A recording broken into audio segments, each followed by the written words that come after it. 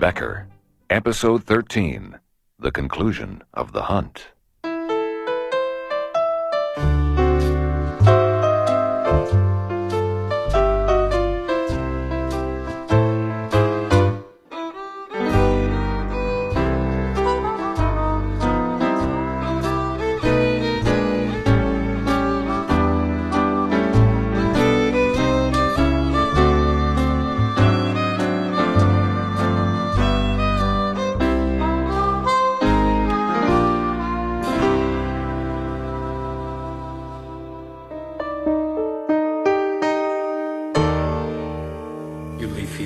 Sullivan. Oh, I can't do that. She's part of the game. I said leave her alone. Don't worry, Becker. I'll make sure she writes to you before the end. Goodbye, Becker. My head throbbed with Sullivan's threats and last night's booze as we rushed down the trail towards the south road where Sergeant Drake had left his car. An hour later, we were climbing the stairs towards Fiona's apartment. Nobody's home. She's gotta be.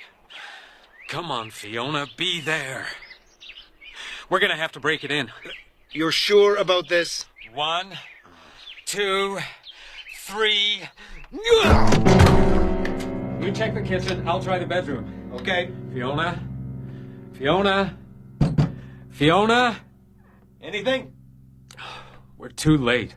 Calm down, Becker. We don't know that. She might have gone for a walk. No, we had to grab her right now. In broad daylight. It's a game with him, Neil, like a treasure hunt. He wants me one step behind him, all the way to the end. What are you looking for? A clue to his next move. Come on, Neil. I don't know what we're after. Anything. It might be anything. Well, that's a lot of help. You want help? Think of Whiskey Dan. Why don't you look through her books? He fancies himself a writer. Okay, Becker. No, nothing here. I think I've got something. Great. Dante's Inferno. To Fiona Highwood, with gratitude and respect, I have found this the key to many hidden matters. Signed, Timothy Sullivan. Let me see it. Perhaps he's underlined something. He hasn't. Fiona, you're here. I live here, Becker. Morning, Sergeant. Miss? Where have you been? I ran out of bread, if you must know. You look awful, Becker. Where's Sullivan? The last I heard, he was out hunting bears with you. Are you all right, Becker? Me? Yeah, I'm fine. In that case, maybe you'd like to explain why you broke down my door, pulled the drawers out of my sideboard. It's a long story. I'm listening. Sullivan wants revenge for the death of Madeline Parker. Sullivan? What are you talking about? He believes I was responsible for her death. What was her relationship to Sullivan? He's her brother. And he wants what? To kill you? Not quite. He lured me up to the place where she died with that story about a bear attack. There wasn't a bear attack? Oh, there was a bear attack. Sullivan had chained up the victim. Mr. Hope? Whiskey Dan. Whiskey Dan? We think Sullivan watched the bear tear him apart. Oh, my God. I'm sorry, Becker. Now he's after you. Me? Why me? He thinks I killed someone he loved, so he'll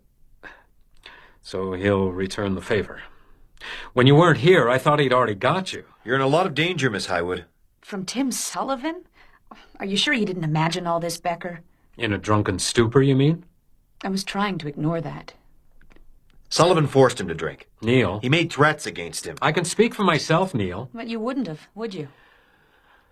I'm going to the hotel to check out Mr. Hope. Are you coming? Let's go. I'll be downstairs at the paper. Maybe Sullivan will drop by with his report. I don't think you should be alone. I have a paper to put out, Becker. If Mr. Sullivan does show up, I'll take out Uncle Henry's old pistol and yell. It's not funny, Fiona. Go have a shower, Becker. You really should take better care of yourself.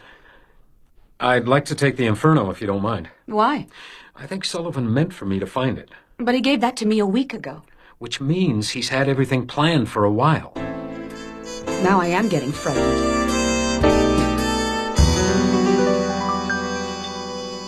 901, 903. It's up here, around the corner. Do you get the feeling we're being led around by the nose? Oh, we haven't got a choice, have we? Round here. Watch out! What? The cart! Ah! Oh, Mr. Mr. Becker, I'm sorry. Are you all right? Oh, no problem. My fault. Oh, I'm so sorry. I'm so sorry. You're quite handy with that broom. Yeah, I should have been looking where I was going. It's all right. There's no harm done. Come on, Neil. Thank you, Mr. Becker.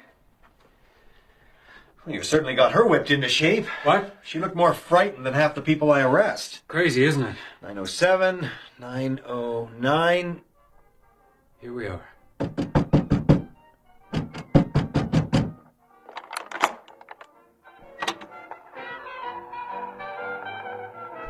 Mr. Hope? Mr. Hope? He heard us coming. Yeah. Who? Hope? Sullivan? I don't know. Dead Man Blues. Cute. This record's been playing for about a minute and a half. He must have gone out that window and down the fire escape. You see anything? No. Let's have a look around. He's getting away, Becker. He'll be back. I'm going after him. We haven't any choice. Remember? Yeah, I remember.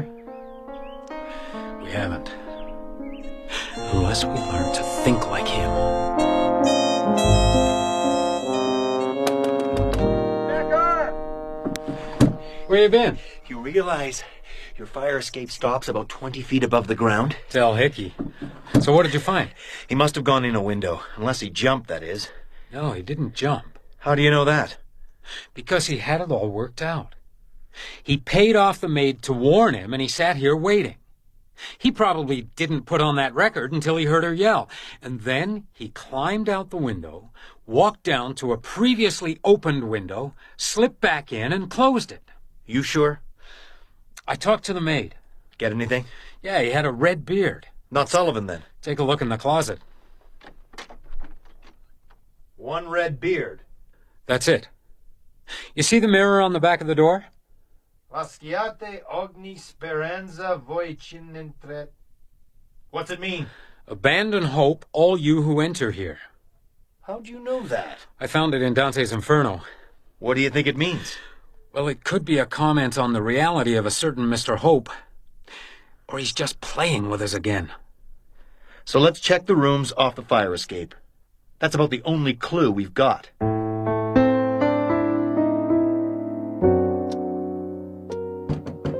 Come. Ah, Becker, just the man I want to see. What's happened to you? It's not important right now. It most certainly is. We can't have our guests seeing you like that. Close the door, Sergeant.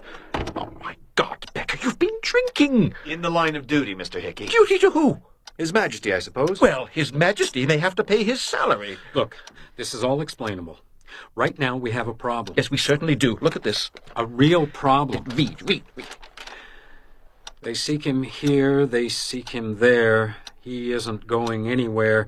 He isn't in heaven. He will be in hell, that damned elusive Aspinall. What is this? The Scarlet Pimpernel. I beg your pardon? It's based on the Scarlet Pimpernel. It was my favorite book when I was a youngster. Who's Aspinall? Exactly. And Mr. Aspinall is a guest who disappeared this morning without settling his account. The maid found that note attached to his mirror. And he's in room... 711. Exactly 2 floors down. What are you talking about? Mr. Hope was in room 911. This Aspinall was in room 711. They're the same person, Mr. Hickey. Perhaps you'd better explain. We're going to have to search the hotel. What? We've got to find him. No one is searching a single room until I get some explanations. Hickey here. Oh, it's for you, Becker, Miss Highwood. Fiona, you all right? I've got Sullivan's report. He's there? No. Someone pushed it through the mail. I'll be right there.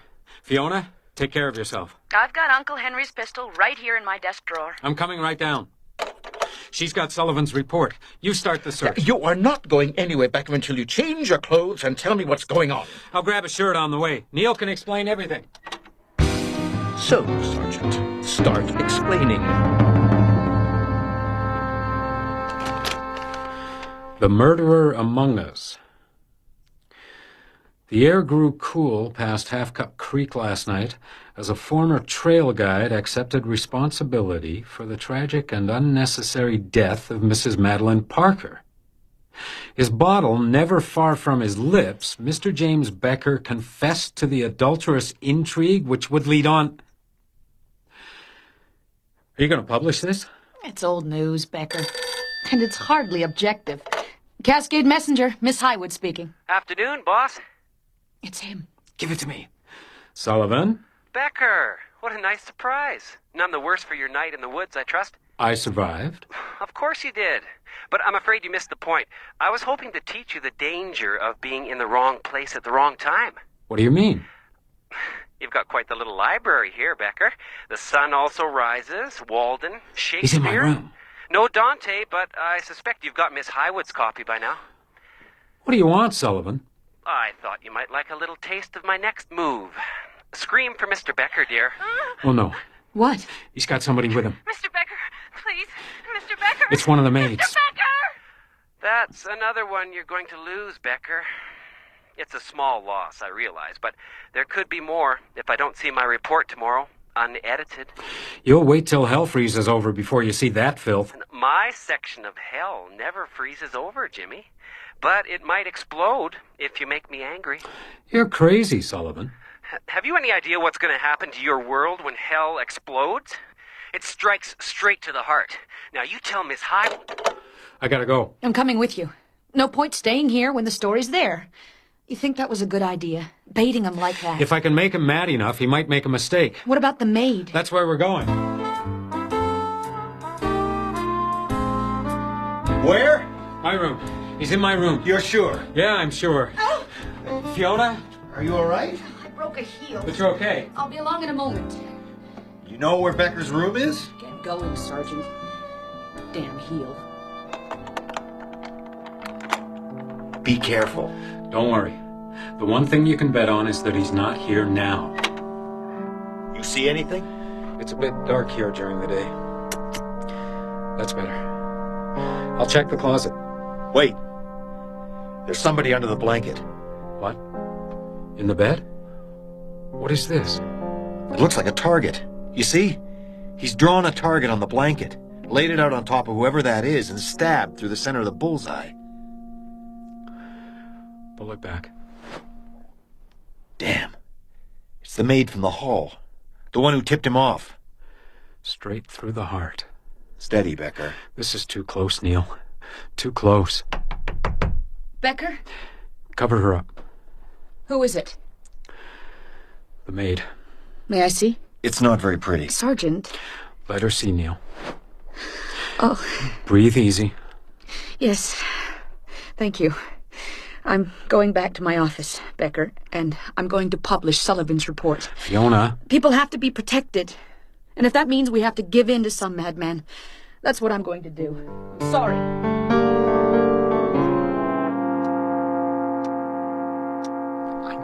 I know a search is a long shot, but we can shorten it by removing everybody you actually know from the list. We knew Becky Lustig, Sergeant. Who's she? The maid. We're wasting our time. What do you mean? You're not gonna find him. Have you got a better idea, or are you planning to sit there reading all night? We've got to think like him. It's our only chance. Look, he's given us clue after clue. What clues? Well, this copy of Dante's Inferno. He knew I'd find it, so he left me a message. Look at this. The key to many hidden matters. You don't know. Well, let's just accept it for a minute. Now, the next item is the message he scrawled on the mirror in 9/11. Abandon hope, all you who enter here. Yes? It refers back to the Inferno. Abandon hope, all you who enter here is printed above the gates of hell. And then we received the second message. They seek him here, they seek him there. He isn't going anywhere. He isn't in heaven. He will be in hell, that damned elusive Aspinall. Another hotel guest. Another false identity. This time we concentrated on he isn't going anywhere. Which means he's still in the hotel. Well, probably. But let's look at the rest of it for a moment. He isn't in heaven. He will be in hell. Now, that's the second reference to hell.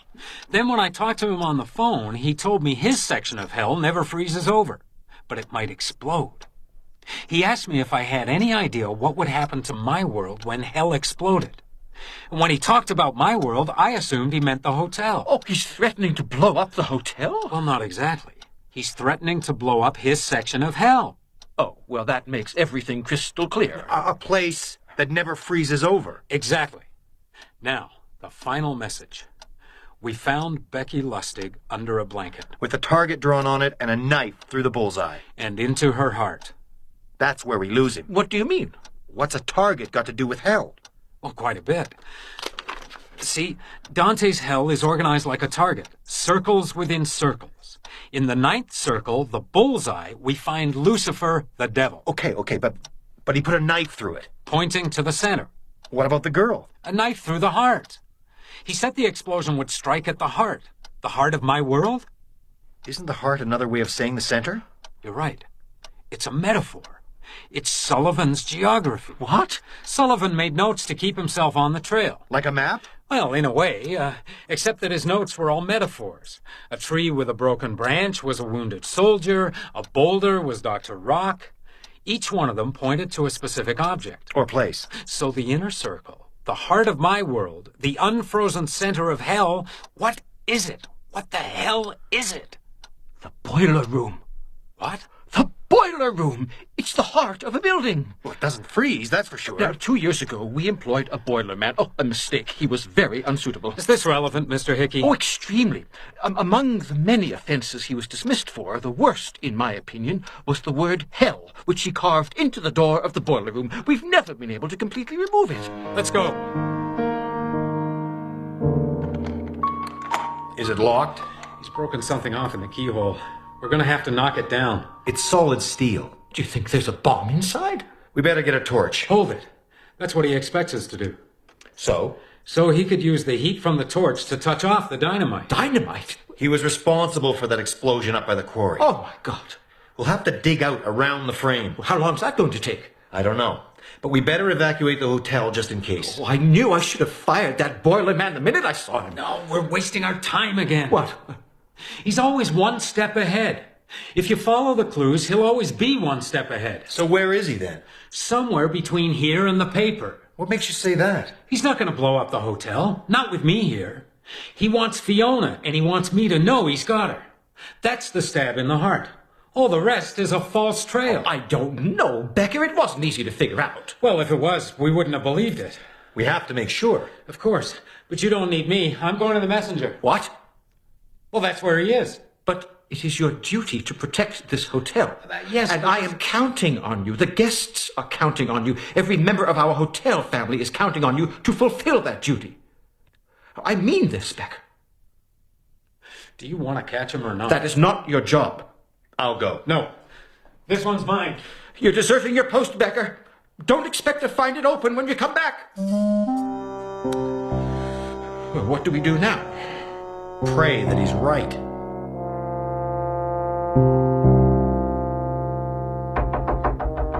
Becker? Yes. He's not here? Who? Let's get inside. I must have beat him down. What are you talking about? Sullivan.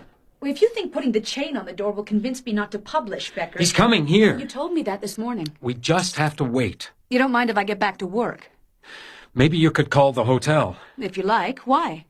Find out if it's still there. What are you talking about, Becker? If I made a mistake, it may not be. What mistake? You can't protect everybody. Yes. So you make the choices you have to make, and you live with it. You live with it.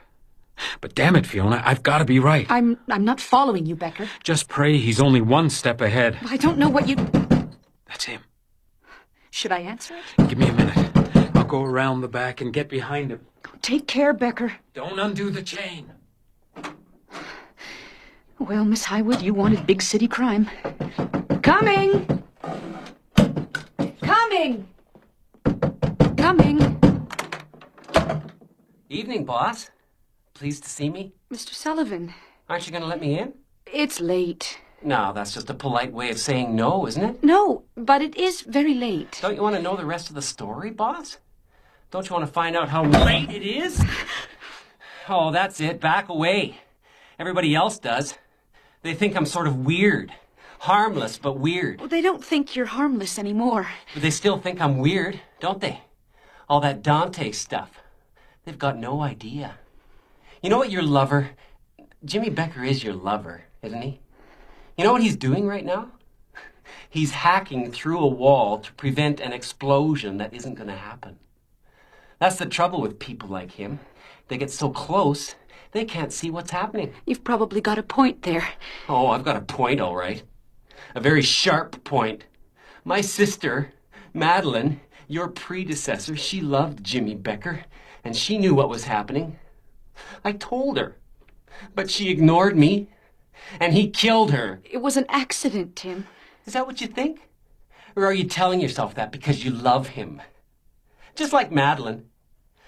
You're in great danger, Fiona. But it doesn't have to happen to you. Not if you listen to me. Open the door, Fiona. No, I don't think so. Come on, Fiona. It's for your own good. I'm sure you think so, but... Please? One more chance, Fiona. Go away!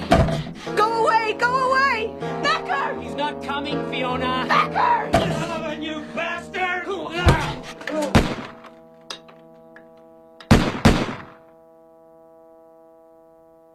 Oh, my God.